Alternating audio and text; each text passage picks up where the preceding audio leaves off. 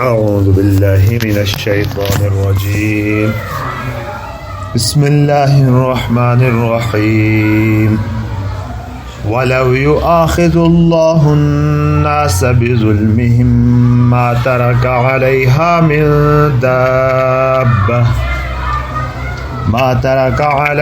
من دابة ولكن يؤخرهم إلى أجل مسمى فإذا جاء أجلهم لا يستأخرون ساعة ولا يستقدمون. صدق اللہ العظیم. ولو یؤاخذ مواخذہ کرنا، پکڑنا. اللہ اس کا فاعل لفظ، الناس لوگوں کو، مفعول اس کا. ولو یؤاخذ اللہ الناس اگر پکڑ لے اللہ لوگوں کو، بظلمہم ان کے ظلم کی وجہ سے، ان کے ظلم کے سبب سے، باسببیہ. ما ترک علیہا من دابہ نہیں چھوڑے گا اس میں ایک بھی جاندار. ولیکن یؤخرہم لیکن ان کو مہلت دیتا ہے. اخر یؤخر تاخیر، مہلت دینا. الی اجل مسمی ایک معین مدت تک. فَإِذَا جَاءَ أَجَلُهُمْ اور جب آ جاتی ہے وہ مدت، لا يستأخرون ساعة ایک گھڑی یہ پیچھے نہیں جا سکتے، ولا يستقدمون نہ آگے جا سکتے. یہ ایک ان کفار کا اعتراض یہ بھی تھا کہ بھائی اگر یہ اللہ کو ناپسند ہے، جیسا کہ پہلے گزرا کہ یہ چیزیں اللہ کو پسند نہیں ہیں، ہم خیر پر نہیں ہیں، ہم برے نہیں ہیں، تو پکڑتا کیوں نہیں اللہ، ہمیں کیوں کرنے دیتا ہے یہ؟ تو یہ اصل میں بیچارے حقیقت کو سمجھے بغیر بولتے ہیں کہ اس کائنات میں انسان کے پیدا کرنے کا مقصد ہی یہی ہے کہ ایک خاص مدت تک ان کو پیدا کر کے رکھا جائے اور اختیار اور طاقت ان کو دی جائے دونوں راستے اختیار کرنے کا. ورنہ اگر زبردستی ہی سب کو مسلمان بنانا تھا، زبردستی ہی سب سے اطاعت کروانی ہوتی تو ساری کائنات کرتی، پھر انسان کو پیدا کرنے کی کوئی ضرورت ہی نہیں تھی، انسان کو پیدا کرنے کا کوئی مقصد ہی نہیں تھا. باقی کائنات تو ایسی ہے جیسے پہلے مثالوں میں گزر کیا، پہاڑ، سورج، چاند، ستارے، یہ سارے اسی حکم کے اتباع میں لگے ہوئے ہیں. پھر انسان کو پیدا کرنے کا وہ مقصد جو تھا وہ فوت ہو جاتا. اللہ نے انسان کو پیدا کیا، طاقت دی، اس کو اختیار دیا، عقل دی، اب اس کو رسول بھیجتا ہے اس کی طرف کہ یہ اچھا راستہ اللہ کی رضا کا راستہ اختیار کرے، اور اگر نہیں کرنا چاہتا ہے تو اللہ کی مشیت یہ ہے کہ یہ وہ نہیں بھی کر سکتا ہے انسان. تو اس لیے یہاں فرمایا کہ اگر اللہ چاہتا ان کو پکڑنا، اگر اللہ ان کو پکڑنا شروع کر دے ان کے اس ظلم کی وجہ سے، تو کوئی بھی جاندار زندہ باقی نہیں رہتا زمین پر. لیکن ایک خاص مدت تک ان کو رکھنے کا ہے کہ ایک خاص مدت ان کی ہر ایک کے مقرر ہے، اس مدت تک اس کو چھوڑے رکھتا ہے اللہ تبارک و تعالی. اور پھر جب وہ مدت آ جاتی ہے تو ایک گھڑی نہ کوئی آگے جا سکتا ہے نہ پیچھے جا سکتا ہے. وَيَجْعَلُونَ لِلَّهِ مَا يَكْرَهُونَ وَتَصِفُ أَلْسِنَتُهُمُ الْكَذِبَ أَنَّ لَهُمُ الْحُسْنَى لَا جَرَمَ أَنَّ لَهُمُ النَّارَ وَأَنَّهُمْ مُفْرَطُونَ. وَيَجْعَلُونَ لِلَّهِ اور بناتے ہیں اللہ کے لیے، مَا يَكْرَهُونَ وہ چیزیں جس کو یہ ناپسند کرتے ہیں. یعنی اللہ کے لیے ایسی چیزیں گھڑتے ہیں جس کو خود ہی ناپسند کرتے ہیں. مثلا پہلے گزر گیا کہ اللہ کے لیے بیٹیاں بناتے ہیں، حالانکہ بیٹیاں اپنے لیے پسند نہیں بھی کرتے، اور اللہ کے لیے وہ بناتے ہیں. وَتَصِفُ أَلْسِنَتُهُمُ الْكَذِبَ وصفہ یصف صفت بیان کرنا یا صرف بیان کرنا. وَتَصِفُ أَلْسِنَتُهُمْ اور ان کی زبانیں بیان کرتی ہیں، الکذب جھوٹ، اور ان کی زبانیں جھوٹ بولتی ہیں. کیا ہے کہ أَنَّ لَهُمُ الْحُسْنَى کہ یقیناً ان کے لیے کیا ہے، بھلائی ہے، بھلائی ساری ان کے لیے ہے. اب بھلائی کہاں کی؟ اس دنیا کی بھلائی کے لیے بھی یہ دعوے دار تھے اور آخرت کی بھلائی کے بھی دعوے دار تھے. لا جرم ان لهم النار یقیناً ان کے لیے آگ ہے. وانہم مفرطون یعجلون کہ یہ اس کی طرف جلدی لے جائے جاتے ہیں، آنکھیں لے جائے جاتے ہیں. یہ تفرید کے لفظ فرط یفرط تفریط، افرط یفرط افراط، افراط اور تفریط اردو میں بھی استعمال ہوتا ہے۔ افراط کے معنی کمی کرنے کے آتے ہیں، تفریط کے معنی بڑھوتری زیادہ کرنے کے آتے ہیں، اور فرط یفرط تفریط کے معنی آگے لے جانے اور آگے بڑھانے کے معنی میں بھی آتا ہے، اور جلدی کرنے کے معنی میں بھی آتا ہے۔ تو مفرطون کہ یہ آگے لے جائے جا رہے ہیں، کیا مطلب ہے؟ وہ ہم اس میں بھی پڑھتے ہیں نا، کیا کہتے ہیں نماز جنازے کی دعا میں، فرطا وجعلہ، اس کو فرط بنا دے۔ فرط کا ایک معنی یہ بھی ہے کہ ان کو آخرت میں ہم سے پہلے جا کر وہاں ہمارے لیے انتظام کے لیے آگے بھیجا جائے، تو یہ بھی ایک معنی اس کا کیا جاتا ہے۔ مفرطون اس مفعول کا صیغہ ہے جمع کا، کہ لا جرمہ کا پہلے لفظ گزر چکا ہے کئی دفعہ کہ یہ ایک ٹرم ہے، ایک محاورہ ہے، یقیناً کے معنی میں آتا ہے، لازماً، یقیناً۔ تاللہ، اللہ کی قسم، لقد ارسلنا الی امم من قبلک، اور یقیناً ہم نے رسول بھیجے ہیں، ارسل یرسل ارسال بھیجنا، اور یہاں مفہوم کیا ہے؟ رسول بھیجے، الی امم امتوں کی طرف، من قبلک آپ سے پہلے، تو یہ اے نبی تسلی رکھیں، آپ سے پہلے بھی رسول ہم نے بھیجے ہیں امتوں کی طرف۔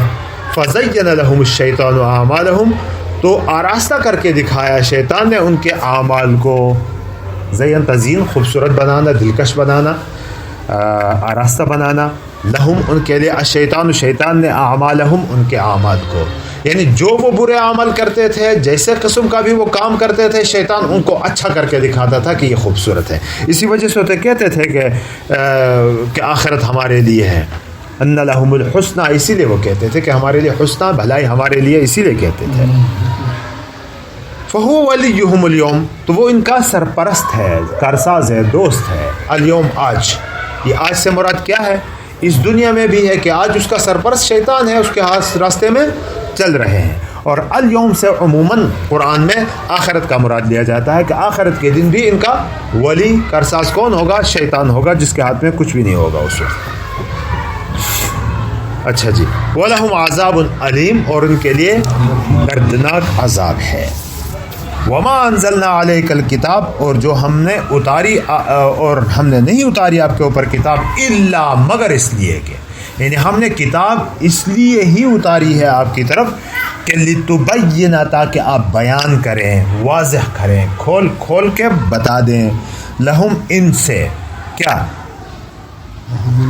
الذین، ان لوگوں سے، کہ اختلفوا فیہ، کہ جو اس میں اختلاف کرتے ہیں، یعنی جو دنیا میں رہتے ہوئے مختلف راستوں پر چل رہے ہیں، تو اس اختلاف کی کوئی ذہنی وجہ بھی ہے، تو اس چیز کو واضح طور پر ان لوگوں کو بتا دیا جائے کہ حق کیا ہے، راستہ کیا ہے، صحیح طریقہ کیا ہے، وہ بتانے کے لیے آپ کو ہم نے رسول بنا کر ان کی طرف بھیجا ہے۔ وَہُدًى، اور ہدایت ہے، وَرَحْمَةً، اور رحمت ہے، لِقَوْمٍ يُؤْمِنُونَ، ایمان والے قوم کے لیے۔ گویا کہ الذین اختلفوا کے لیے تو آپ کھول کے بیان کریں گے بطور خاص، ورنہ کھول کے بیان کرنا تو سب کے لیے ہے، اور پھر جو ایمان والے ہیں ان کے لیے یہ کیا ہے؟ ہدایت بھی ہے، اور یہ کیا ہے؟ رحمت بھی ہے۔ یہ اللہ کا کلام ہدایت بھی ہے، اللہ کا یہ کلام رحمت بھی ہے ایمان والوں کے لیے۔ اچھا جی، یہ واللہ انزل من السماء ماء، اور اللہ نے اتارا آسمان سے پانی کو۔ دیکھو، انسان صرف جسم کو نہیں کہا جاتا، نہ صرف روح کو کہا جاتا ہے، روح اور جسم کا مل جائیں تو پھر انسان بن جاتا ہے۔ اس کی کامیابی کے لیے، روحانی کامیابی کے لیے، اس کی ترقی کے لیے، اس کو کامیاب بنانے کے لیے اللہ تبارک و تعالیٰ نے کیا بھیجا؟ قرآن نازل کیا۔ اب جسم کے لیے بھی دیکھیں، اسی طرح کی چیزیں اللہ تبارک و تعالیٰ نے اس کو قائم رکھنے کے لیے رکھی ہوئی ہے۔ تو یہ جسم کی چیزوں کو تو عام طور پر مشاہدے میں آتی ہے، ہم دیکھتے بھی ہیں، لیکن روحانی اس چیز کی طرف نظر نہیں جاتی ہے۔ حالانکہ جس طرح روحانی ترقی کے لیے اللہ رب العزت نے اپنی وحی بھیجی ہے، طریقہ کار بھیجا ہے، اسی طرح جسمانی کے لیے بھی اللہ تبارک و تعالیٰ نے انتظامات کر رکھے ہیں دنیا میں، اور وہ نشانیاں بھی ہیں اس بات کی کہ جو کوئی ہے اس کو نازل کرنے والا، انتظام چلانے والا، اب اسی کی طرف سے ہے کامیابی کا راستہ بتانا۔ تو گویا کہ یہ ایک دلیل بھی ہے. تو اللہ وہ ہے کہ واللہ، اور اللہ انزل من السماء ماء، جس نے آسمان سے پانی اتارا، فاحیا به الارض بعد موتها، تو زمین کو مردہ ہونے کے بعد زندہ کیا. دیکھو زمین کی حیات جو ہے وہ ختم ہو چکی ہوتی ہے، چارہ وارہ سبزہ وغیرہ سب کچھ ختم ہو چکا ہوتا ہے، ہریالی ساری ختم ہو چکی ہوتی ہے، بارشیں آ جاتی ہیں دوبارہ زندہ کر دیتا ہے اللہ تبارک و تعالیٰ. تو گویا کہ یہ ایک علامتی طور پر بھی ہے کہ مردہ دلوں کے لیے یہ قرآن شفا ہے کہ اس میں ہریالی آ جاتی ہے. یہ وحی اللہ کی، اللہ نے جو دین دیا ہے یہ اس کی روحانی شفا ہے اور روحانی طور پر اس کی زندگی ہے. ان فی ذالک لآیہ، بے شک اس کے لیے اس میں نشانی ہے، لقوم یسمعون، اس قوم کے لیے جو سنتی ہے، جو کان لگا کر سنتی ہے، حقیقت کو سننا چاہتی ہے اور سنتی ہے، اس کے لیے پھر اس میں نشانی ہے کہ جو اللہ اس انتظام کو کر رہا ہے تو اسی اللہ نے رسولوں کو بھیج کر بتا دیا کہ تمہاری کامیابی کہاں ہے. وَإِنَّ لَكُمْ فِي الْأَنْعَامِ لَعِبْرَةً، اور یقیناً تمہارے لیے چوپائیوں میں بھی عبرت ہے، نشانی ہے، سبق ہے. نسقیکم مما فی بطونہ، ہم آپ کو پلاتے ہیں. اسقا یسقی، سقا یسقی بھی پلانے کے معنی، پینے کے معنی، پلانے کے معنی میں آتے ہیں. اسقا یسقی کا معنی بھی باب فعل میں بھی پلانے کے معنی. نسقیکم، ہم تمہیں پلاتے ہیں، مما، اس میں سے، فی بطونہ، ان کے پیٹوں میں، ان کے بطن میں، پیٹ میں، من بین فرس، گوبر کے بیچ میں سے، ودمن، اور خون کے بیچ میں سے، لبنن، دودھ، خالصتاً، خالصاً، خالص، سائغن، خوشگوار، للشاربین، پینے والوں کے لیے.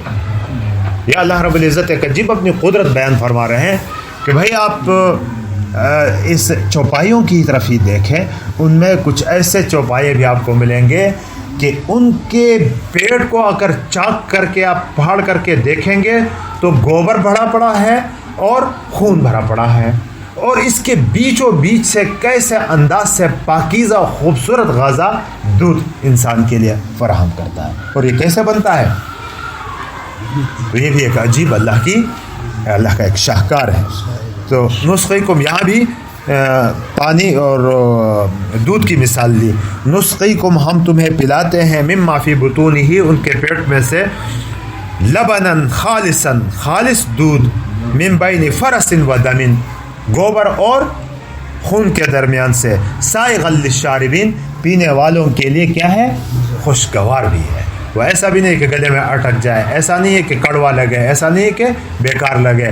مزیدار قسم کا دودھ. اللہ رب العزت دیکھو کتنے، خون بذات خود ایک گندی چیز، فرس، گوبر بذات خود ایک گندی چیز. پیٹ کو پھاڑیں گے تو دودھ کا کہیں خزانہ وہاں نظر نہیں آئے گا، اسٹور وہاں کہیں نظر نہیں آتا، لیکن ان کے بیچوں بیچ سے اللہ تبارک و تعالیٰ تھنوں میں دودھ اتارتا ہے اور ہمیں دے دیتا ہے.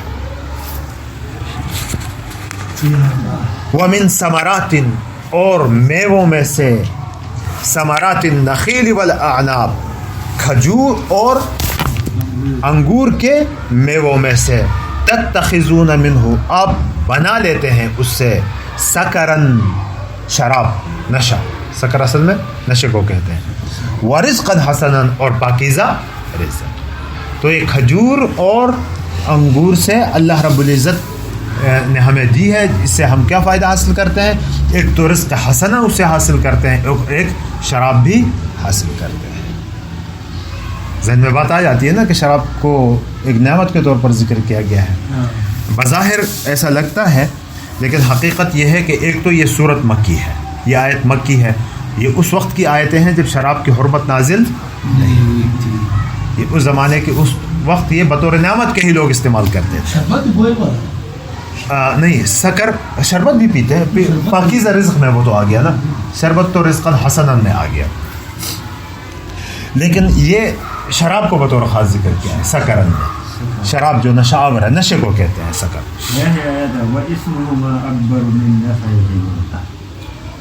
ہاں بات کی ہے وہ. یہ شراب کی پھر حرمت پر بات آ جائے گی انشاءاللہ. کو تو تدریجی مراحل سے آ گیا ہے. شروع میں تو اب یہاں بھی میں آپ کو بتا رہا ہوں پھر اس کے بعد کی جو آیت ہے کہ لا تقربوا الصلاۃ وانتم سکارا، کہ نشے کی حالت میں نماز کے قریب مت جاؤ. اب شراب مکمل طور پر حرام قرار نہیں دی گئی، بلکہ نشے کی حالت میں مسجد نماز کے قریب مت جاؤ. اور پھر وہ آیت جو آپ پڑھ رہے ہیں کہ وَإِسْمُهُمَا أَكْبَرُ مِن نَفْعِهِمَا، اور پھر إِنَّمَا الْخَمْرُ وَالْمَيْسِرُ وَالْأَنْصَابُ وَالْأَزْلَامُ رِجْسٌ مِّنْ عَمَلِ الشَّيْطَانِ فَاجْتَنِبُوهُ.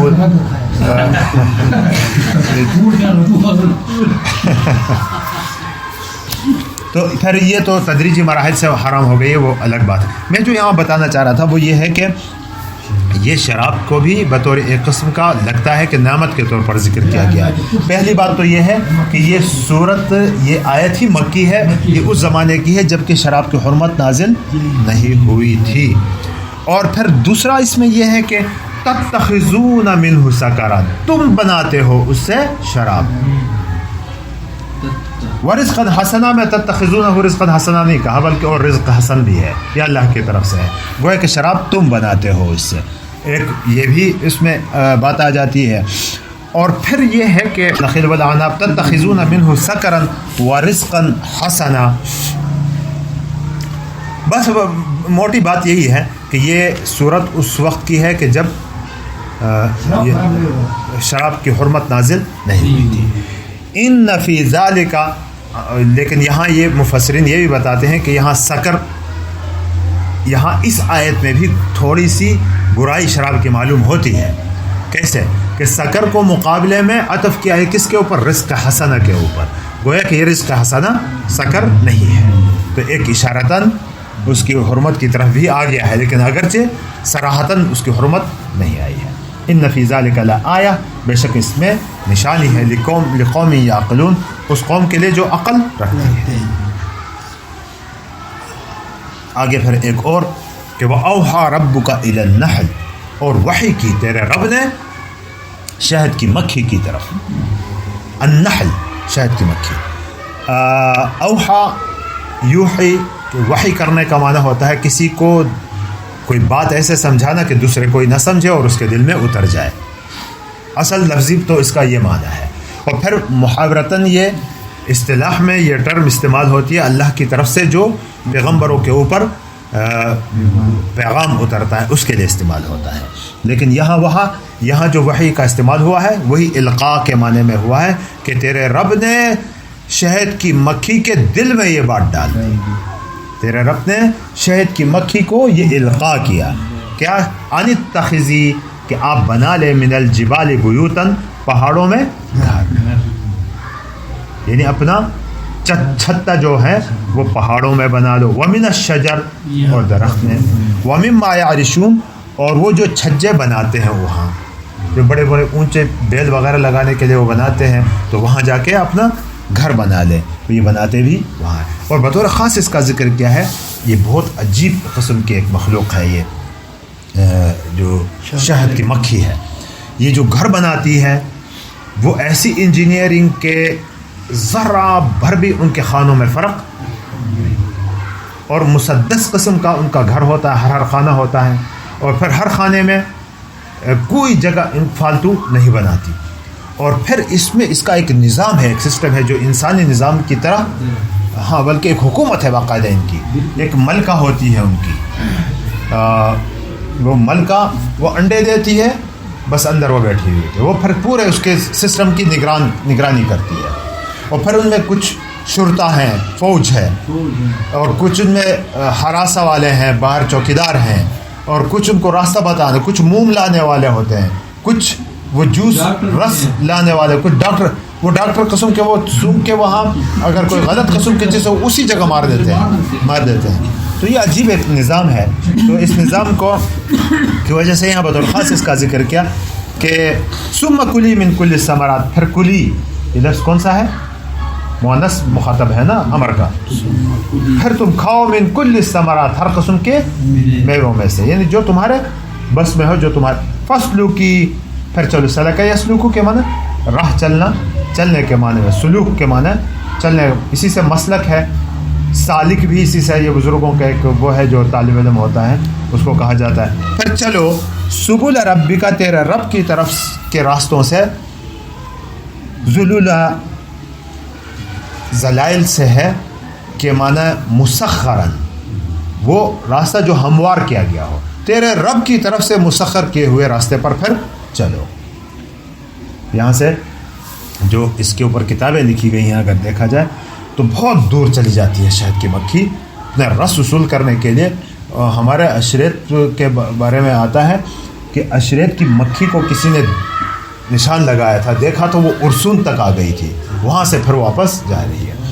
تو اتنے دور یعنی سیدھا راستہ زمین کے اوپر چلے تو پھر تو کافی لمبا پڑے گا نا، ہوا ہی میں فضائی راستہ، تو وہ اتنا دور کا راستہ طے کر کے پھر واپس، کوئی اس قسم کا ریڈار سسٹم اس میں نصب ہے کہ راستہ بھی بدلتی نہیں ہے، اسی راستے سے واپس سیدھے آ کے اپنے گھونسلے تک چھتے تک پہنچ جاتی ہے.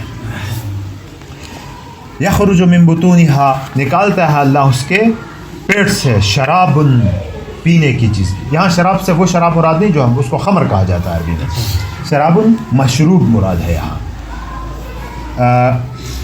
مختلف الوانہ، کہ جس کے رنگ مختلف ہیں، مختلف رنگوں والے مشروب، لکوڈ چیز. فیہ شفاء للناس، اس میں شفا ہے لوگوں کے لیے، اس شہد میں لوگوں کے لیے شفا ہے. اور یہ حدیث میں بھی آتا ہے اس کے شفا کے بارے میں، شہد شفا بھی اور سنت بھی، حجامہ شفا بھی اور سنت بھی لکھا ہوتا ہے نا بورڈوں میں. تو حدیث میں آتا ہے کہ ایک آدمی آیا حضور صلی اللہ علیہ وسلم کی خدمت میں کہ میرے بھائی کا پیٹ خراب ہے، تو آپ صلی اللہ علیہ وسلم نے فرمایا شہد پلاؤ اس کو. پھر آ گیا کہ یا رسول اللہ شہد پلانے سے اور بھی تیز ہو گیا، میں مفہوم بتا رہا ہوں. میں کہا اور پلاؤ، پھر اور پلایا، پھر آیا، پھر پلایا، پھر آیا، پھر آخر میں رسول اللہ صلی اللہ علیہ وسلم نے فرمایا کہ اللہ کا کلام سچا ہے، تمہارے بھائی کا پیٹ جھوٹ بول رہا ہے. پھر بھی خراب ہو رہا ہے، پھر بھی خراب ہو رہا ہے، تو اس کا مطلب تمہارے بھائی کا پیٹ جھوٹ بول رہا ہے، اللہ کا کلام سے. اگلی دفعہ پلایا تو ٹھیک ہو گیا وہ. تو میرے ذہن میں یہ بات آتی ہے ممکن ہے کہ اس کے پیٹ میں بہت ساری گندگیاں ہوں، وہ نکالنے کے لیے اور بھی یہ تیز کر رہا ہو اس کو، پھر آخر میں وہ ٹھیک ہو گیا. اچھا جی، ان فی ذلک لآیۃ لقوم یتفکرون، بے شک اس میں نشانی ہے اس قوم کے لیے جو غور و فکر کرتی ہے، جو بغیر سوچے سمجھے ایسے ہی زندگی گزار رہی ہو تو کہاں کی نشانیاں ہیں. پھر نشانی تو ان کے لیے ہے نا جو تھوڑا سوچتا ہے اس کے بارے میں. واللہ خلقکم، پھر ہمارے آپ کی زندگی کے بارے میں آ گیا، اللہ نے تمہیں پیدا کیا، ثم یتوفاکم، پھر تمہیں قبضہ کر لیتا ہے، فوت کر دیتا ہے.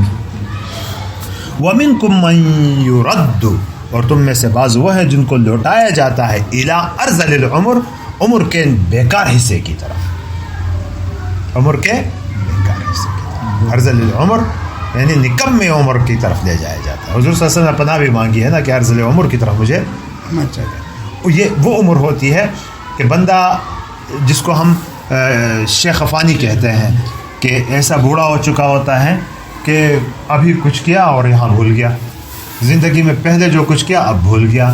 ابھی آپ کوئی بات کہیں گے وہ سمجھ جائے گا اور ہاں بھی کہے گا، لمحے میں پھر بھول جائے گا. تو ذہنی طور پر بھی جسمانی طور پر بھی ہر اعتبار سے کمزور ہو چکا. تو یہ انسان کی زندگی بھی عجیب ہے، کچھ بچپن میں بھی ایسا ہی تھا اور پھر بڑھاپے میں بھی ایسا ہی ہو جاتا ہے، بیچ میں تھوڑی سی رونق آ جاتی ہے اور اس میں مستیاں کرنے لگتا ہے.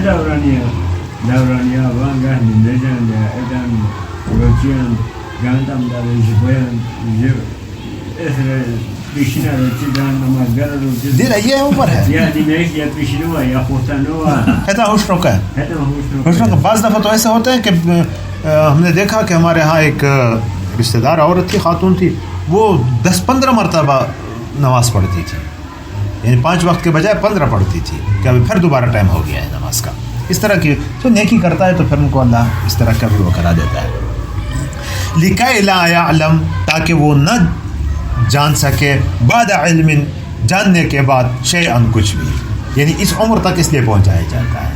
اس کی وجہ کیا ہے؟ تاکہ کچھ معلوم ہونے کے بعد بھی اس کو معلوم نہ ہو.